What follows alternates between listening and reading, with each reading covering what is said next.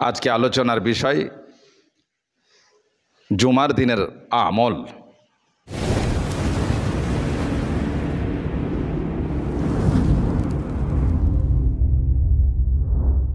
জুমার দিনের 12টি সুন্নত। যেরকম কয়টি? 12টি। খুব ভালো করে খেয়াল করবেন। প্রথম নম্বর সুন্নাত হলো সহিহুল বুখারী 877 নম্বর হাদিসে বিশ্বনবী বলেন, জনাবে মুহাম্মদ রাসূলুল্লাহ সাল্লাল্লাহু আলাইহি সাল্লাম বলেন, তোমরা জুমার দিনে গোসল করে যাও। এটা গোসল করার সুন্নাত। আমাদের মধ্যে কিছু কিছু ছেলেপিলে আছে, অসুস্থ থাকাটা স্বাভাবিক, এটা হইতে পারে, কিন্তু যারা জুমার দিনে গোসল করে আসেন নাই, জুমার দিনে পবিত্র হওয়ার জন্য উত্তম মাধ্যম হল ওযু। গোসল করার পরে হলো ওযু। যারা গোসল করে আসেন নাই, অসুস্থ নাই, রোগ নাই, বালাই নাই, কিছু নাই, আল্লাহর নবীর সুন্নাতকে লঙ্ঘন করেছেন। জোরে কান সুবহানাল্লাহ। যাদের গরম পানি প্রয়োজন নাই, ঠান্ডা পানি হলেও চলবে, করে সমস্যা নেই, কোনো বালা নেওয়া অসুখ হবে না, কোনো প্রতিক্রিয়া হবে না। রাসূল বললেন, তুমি যখন জুমার সালাতে যাবা, গোসল করে সুন্দর করে ওযু করে তুমি চলে যাও। জোরে কান সুবহানাল্লাহ। সহিহুল বুখারী 877 নম্বর হাদিস। 2 নম্বর সুন্নাত হলো সহিহুল বুখারী 891। জনাবে মুহাম্মদ রাসূলুল্লাহ সাল্লাল্লাহু আলাইহি ওয়াসাল্লাম বলতেছেন, তোমরা 2 নম্বর সুন্নাতের ফজরের সালাতে তোমরা কি করো? সূরা সাজদা পড়ো আর ইনসান সূরা তোমরা পড়ো। এটা সুন্নাত। অন্যগুলো যে পড়লে সালাত হবে না কিন্তু তা না, যারা হাফেজ তারা তো পড়তে পারবে না। পরবর্তী পক্ষে তোমরা সুন্নাতটা আমল করো। 3 নম্বর সুন্নাত হলো সহিহুল বুখারী 249 নম্বর হাদিসে 3 নম্বরের মধ্যে বিশ্বনবী বলেন, তোমরা বেশিরভাগ সূরা কাহফ তেলাওয়াত করো। কোরআনের মধ্যে 114টা সূরা আছে, তার মধ্যে সূরা কাহফ একটা আছে, তেলাওয়াত করো।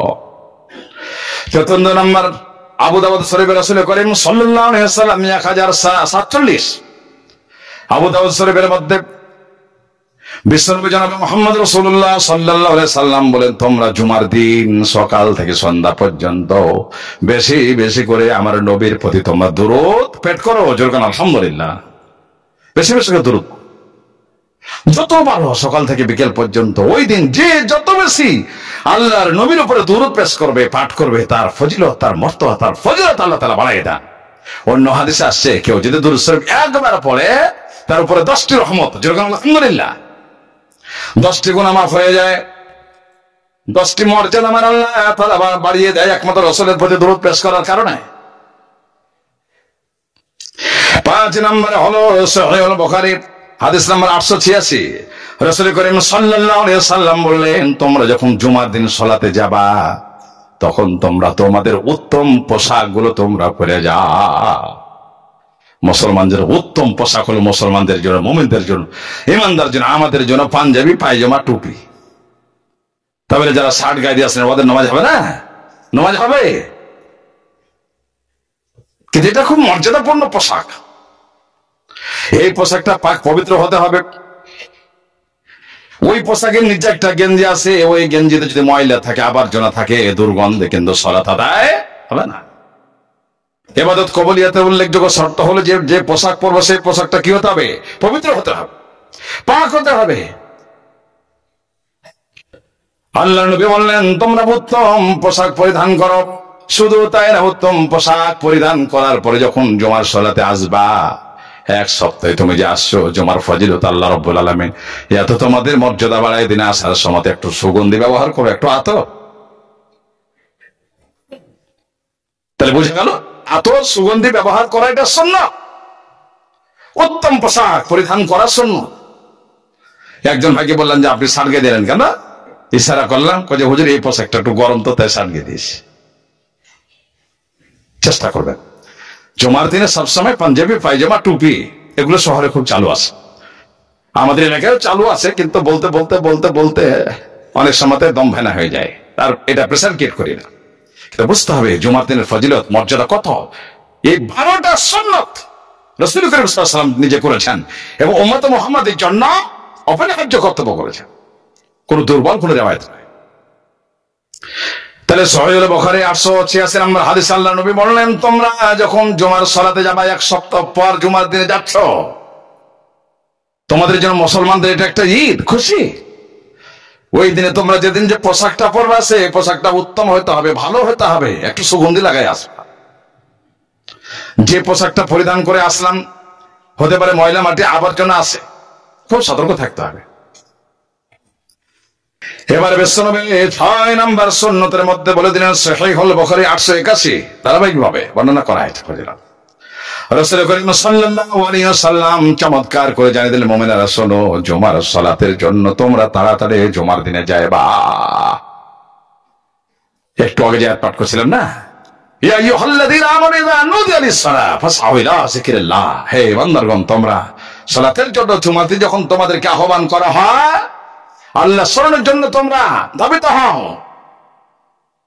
ওয়াজারুল বাইআ, কিনা বেচা সবকিছু ছেড়ে দাও।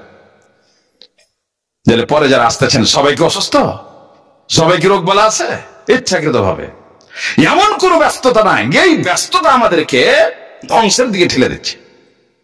একটা সপ্তাহ পরে আসতেছে, তা আবার পরে ওই যে একটু আগে বললাম না, দেখবেন আমি যখন খুতবা থেকে নামবো একবার চলে যাবে একবারে শেষ কিনা পর্যন্ত। এদের জন্য জুমার কোনো কল্যাণ নেই। তাহলে রাসূল করিম সাল্লাল্লাহু আলাইহি ওয়াসাল্লাম বললেন, তোমার জুমার দিনে একটু তাড়াতাড়ি যাও, তাড়াতাড়ি যাইবা। অন্য হাদিসের মধ্যে আসছে, তোমরা সবসময় চেষ্টা করো সামনের কাতারগুলো, প্রথম কাতার। ওই যে দারুস সালাম মুহতামিম সেদিন হাদিসটা বলতেছিলেন, আমি ওই দিকটা পুনরাবৃত্তি করছি না। প্রথম কাতারে যারা আসলে তারা উটের কুরবানি করার সওয়াব পেয়ে গেল, দুম্বা এই হইতে হইতে মুরগি পর্যন্ত হাদিস আছে। তাহলে যারা পরে আসলেন এই ফজিলত থেকে বঞ্চিত হয়ে গেলেন। আল্লাহ রহম করো সকল, আমিন আমিন। 7 নম্বর বিশ্বনবী বলেন, সহিহুল বুখারী 1167, জনাবে মুহাম্মদ রাসূলুল্লাহ সাল্লাল্লাহু আলাইহি ওয়াসাল্লাম জানিয়ে দিলেন, ও মুমিনেরা শোনো, মসজিদে যখন তোমরা প্রবেশ করবে, প্রবেশ করার পর চুপচাপ তোমরা বসে যাবা না, 2 রাকাত সালাত তোমরা আদায় করো, তারপরে বসো। জোরে কোন আলহামদুলিল্লাহ। আল্লাহর নবী একদিন খুতবা দিচ্ছেন, এই মত অবস্থায় একজন ব্যক্তি এসে বসে বললেন, ওকে বললে, এই তুমি সালাত আদায় করছো? বলছে, না হুজুর। বলছে, কমপক্ষে 2 রাকাত সালাত আদায়। ওই সালাতটা যেন খুব লম্বা না হয়, একবার ছোটখাটো না হয়, 2 রাকাত সালাত পড়ো, তারপরে বসে। খুতবা চলতেছে, ওকে 2 রাকাত সালাত পড়ার পরে ওকে বসালেন। মসজিদের এটা হক আছে, সুন্নাহ। রাসূল করিম সাল্লাল্লাহু আলাইহি ওয়াসাল্লাম বলছেন, তুমি যখন মসজিদের মধ্যে প্রবেশ করবা, প্রবেশ করা মাত্র 2 রাকাত সালাত আদা করো, তারপরে তুমি বসো। তাহলে এই যে খুতবা চলতেছে, একটু পরে আসলাম, খুতবার যে একটা অ্যাটেনশন, এটা একটা ব্যাহত হলো না? ওই 2 রাকাত সুন্নাত বা 4 রাকাত সুন্নাত যদি আমি আগে ভাগে আসতে পারি ইমাম সাহেব খুতবাতে উঠার আগে, তাইলে এই পেরেশানটা হলো না, এই পরিবেশটা বিঘ্নিত হলো না। রাসূলের সুন্নাত ওই হাদিসটা আমল করা হলো। যারা অসুস্থ আছে, বেমার আছে, জরুরিয়াত আছে, ইল্লামাস, আল্লাহ তাদেরকে ক্ষমা করতে পারেন, আল্লাহ রহমানুর রহিম। কিন্তু ইচ্ছাকৃত ভাবে যারা পরে আসতেছে, এটা কত বড় ভুল করতেছে। রাসূলের সুন্নাত প্রতি খেয়াল রাখতে হবে আমাদের। 8 নম্বরে সুনানে তিরমিজি হাদিস নাম্বার হলো 509। জুমার দিনের সুন্নাত সময়ের মধ্যে রাসূল করিম সাল্লাল্লাহু আলাইহি ওয়াসাল্লাম এবার জানিয়ে দিলেন, মুমিনেরা শোনো, মুসল্লিদের ইমামের দিকে তোমরা কি করো, ইমামের দিকে মুখটা করে তোমরা বসো। খুতবা চলতেছে, মুখটা ওদিকে, গল্প চলতেছে। তাহলে খুতবার প্রতি, বক্তব্যের প্রতি একটা অ্যাটেনশন এই যে ব্যাহত হচ্ছে। একাগ্র চিত্তে তোমরা সুন্দরভাবে কথাগুলো শোনো। 1 সপ্তাহ পরে যখন তোমাদের সামনে বয়ান করাবো, হতে পারে এই জুমার এমন একটা নসিহা আছে, এই নসিহাটা আমাদের জীবনে আপনাদের জন্য, হেদায়েতের জন্য যথেষ্ট হয়ে যেতে পারে। সকলে বলি আল্লাহুম্মা আমিন। আল্লাহ। এই বসো। 9 নম্বর সুন্নাত হলো সহিহুল বুখারী 934। জনাবে মুহাম্মদ রাসূলুল্লাহ সাল্লাল্লাহু আলাইহি ওয়াসাল্লাম চমৎকার করে বলে দিলেন, খুতবা চলাকালীন তুমি নীরব থাকো, কথা বলতে পারবে না। খুতবা সুন্দর করে শোনো। তোমার একজন ভাই আর একজন ভাইকে কথা বলতেছে, তুমি যদি জোরে বলো, এই কথা বলো কেন, এটা তুমি অন্যায় করলে, এটাও বলতে পাওয়া যাবে না। চুপচাপ ভাবে তুমি বসে বলো। পিছনে পরে আবার কাতার ফাঁক করে চলে আসলাম, এটাও কি দাদবের খেলা? এটা করা যাবে না, রাসূলের সুন্নাহ। আপনি যেখানে সুযোগ পেয়েছেন ওই জায়গাতে বসে পড়েন, এটাই হলো সহিহ রিওয়ায়াত। রাসূল করিম সাল্লাল্লাহু আলাইহি ওয়াসাল্লাম বলেন, খুতবা চলাকালীন যেন কোন রকমে অমনোযোগী না হয়, ডিস্টার্ব না হয়, কথাগুলো তুমি শোনো। অ্যাটেনশনটা যেন সে কথাগুলোর প্রতি তোমাদের থাকে, কোন রকমের তন্দ্রা ঘুম যেন গ্রাস করতে না পারে, অস্ত্র না দিতে পারে। 10 নম্বরের সুন্নাত হলো জুমাবার দিনের সহিহ মুসলিম 877 নম্বর হাদিসে বিশ্বনবী বলেন, জনাবে মুহাম্মদ রাসূলুল্লাহ সাল্লাল্লাহু আলাইহি ওয়াসাল্লাম বলেন, জুমার দিনে তোমরা কি করো, কি বলে, সূরা আলা তোমরা পড়ো, সূরা আল গাসিয়া পড়ো। ইমাম সাহেব যখন প্রথম রাকাতে সূরা আলা পড়েন, দ্বিতীয় রাকাতে যখন গাসিয়া পড়েন, মুসল্লিদের মধ্যে কিছু আবার বিরূপ মন্তব্য করে, হুজুর এই দুটা সূরা বাতার জানা না কি গো, খালি এই দুটা পড়ে চলে গিয়েছে। কিন্তু আজকে স্পষ্ট হয়ে গেল মুসলিম শরীফে বিশ্বনবী জনাবে মুহাম্মদ সাল্লাল্লাহু আলাইহি ওয়াসাল্লাম বলছেন, আল্লাহর নবী এটা পড়তেন, যেটা উনি করেছেন সেটা আমাদের জন্য সুন্নাত। যেরকম আলহামদুলিল্লাহ। তাহলে কটাক্ষ করার কোনো সুযোগ নেই, বিরূপ মন্তব্য করার কোনো সুযোগ নেই। হতে পারে আপনার মন্তব্যটা ভুল হয়ে যেতেও পারে। রাসূল করিম সাল্লাল্লাহু আলাইহি ওয়াসাল্লাম এবারে 11 নম্বর সুন্নাত, জুমার দিনে 12টা সুন্নাতের মধ্যে 11 নম্বর সুন্নাত হলো সহিহ মুসলিম 934, জনাবে মুহাম্মদ রাসূলুল্লাহ সাল্লাল্লাহু আলাইহি ওয়াসাল্লাম বললেন, জুমার সালাতের পরে ইমাম সাহেব যখন জামাতের 2 রাকাত সালাত আদায় করে নিলেন, কমপক্ষে তোমাদের খুব যদি ব্যস্ত থাকে তোমরা 2 রাকাত অথবা 4 রাকাত পড়ে তোমরা যাও। এই জায়গাটাতে একটা বিষয় আছে, সেটা হলো আমাদের কিছু ভাই বাবাজি যেমনই জুমার সালাত হয়ে গেল, টুপিটাকে খুলে ওখানে রেখে দিয়া সর করে চলে গেলেন। এটা করা যাবে না, এটা অন্যায়। আপনার খুব যদি জরুরিয়াত থাকে কিংবা প্রাকৃতিক প্রয়োজন হতে পারে, অথবা গাড়ি ওখানে দাঁড়িয়ে আছে, কমপক্ষে একটু কষ্ট হলো আপনি 2 রাকাত সালাত আদায় করে যান। এটা কার নির্দেশ? জনাবে মুহাম্মদ রাসূলুল্লাহ সহিহ মুসলিম শরীফের 934 বিশ্বনবী বলছেন, তুমি হয় 2 রাকাত অথবা 4 রাকাত পড়ে যাবে। তাহলে যারা এ পর্যন্ত যারা চলে গেছে, যে বাবাজিরা, যে ভাইয়েরা, তারা হাদিস লঙ্ঘন করেছেন, আল্লাহ তাআলার কাছে তওবা করতে হবে। এত বড় একটা সুন্নাত, কত সময় লাগবে মিয়া 2 রাকাত সালাত আদায় করতে? 4 রাকাত কত সময় লাগবে? আধা ঘন্টা সময় লাগবে। মনটাকে ধৈর্য ধারণ করতে হবে। এটা পড়ার পরে তারপরে যাব, আমার তো হতে পারে হুজুরের কোনো নসিহত থাকতে পারে, মসজিদের পক্ষ থেকে কোনো পরামর্শ থাকতে পারে। বিশ্বনবী জনাবে মুহাম্মদ রাসূলুল্লাহ সাল্লাল্লাহু আলাইহি ওয়াসাল্লাম বলছেন, জুমার দিনের 12টি সুন্নাত, তার মধ্যে 12 নম্বর সুন্নাত হলো বেশি বেশি করে তোমরা দোয়া করো, আল্লাহর কাছে ওই দোয়া কবুল হয়ে যায়। সকলে বলি আল্লাহুম্মা আমিন, আল্লাহুম্মা আমিন। বিশেষ করে আসরের সালাতের পর,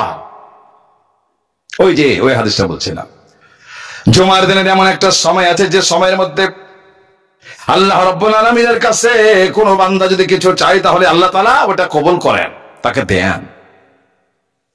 এখন স্পষ্ট হয়ে গেলাম, সহিহুল বুখারী 1048 12 নম্বর সুন্নাত। রাসূল করিম সাল্লাল্লাহু আলাইহি ওয়াসাল্লাম বলতেছেন, তোমরা বেশি বেশি করে দোয়া করো, আর ওই হাদিসে বলা হয়েছে বেশি বেশি করে দুরূদ পাঠ করো। যদি বেশি বেশি করে দুরূদ পেশ করি আল্লাহ রাব্বুল আলামিনের নবীর প্রতি, আর এই শুক্রবারের দিন, জুমার দিন, যদি আল্লাহ তাআলার কাছে একটা সময় যদি আল্লাহ তাআলার কাছে কিছু চাওয়া হয়, আল্লাহ রাব্বুল আলামিন তার এই চাওয়াটাকে কবুল করে নেন। সকলে বলি আল্লাহুম্মা আমিন। আর ওই সময়টা হলো সালাতে আসরের পর থেকে মাগরিবের আগ পর্যন্ত। যেরকম আলহামদুলিল্লাহ, আলহামদুলিল্লাহ। আসুন, আল্লাহ সুবহানাহু ওয়া তাআলা জুমার দিনের গুরুত্ব, আমল এবং করণীয়, এই বিষয়টা সবসময়ের জন্য বলা ঠিক হবে না, বলিও না। বহুদিন আগে একবার বলেছিলাম, আর মাঝপথে সে আমাদের প্রিন্সিপাল মহোদয় একদিন বলে গেছিলেন। তো যে 12টা সুন্নাত আছে জুমার দিনের, এই 12টা সুন্নাত পয়েন্ট আউট করে বিশুদ্ধ রওয়ায়াত দিয়ে এখন আমরা জানতে পারি। গত কয়েকদিন থেকে আমি ইন্টারনেট থেকে বের করে বিশুদ্ধ হাদিসগুলোকে এক জায়গাতে করে আমি আপনাদের সামনে এই কনসেপশনটা নিয়ে এসেছি। আসুন, আল্লাহ সুবহানাহু ওয়া তাআলা দুনিয়ার ব্যস্ততা যদি থাক, আজকের বিষয় শিক্ষণীয় বিষয়, সমস্ত ব্যস্ততাকে এক সাইডে রেখে প্যাকেট করে পকেটের মধ্যে রেখে দিয়ে অন্তত মসজিদে 5 ওয়াক্ত সালাতে তো 15 মিনিট আগে যাবই, কিন্তু জুমার দিনে পরিকল্পনা থাকতে হবে আমাকে 12টার মধ্যে 12:10 মধ্যে আমি মসজিদে ঢুকবো, 2 রাকাত সালাত। এই দুর্বলতা, এই ওয়াদা আমাদেরকে দিতে হবে। আমরা সকলে বলি আল্লাহুম্মা আমিন, আল্লাহুম্মা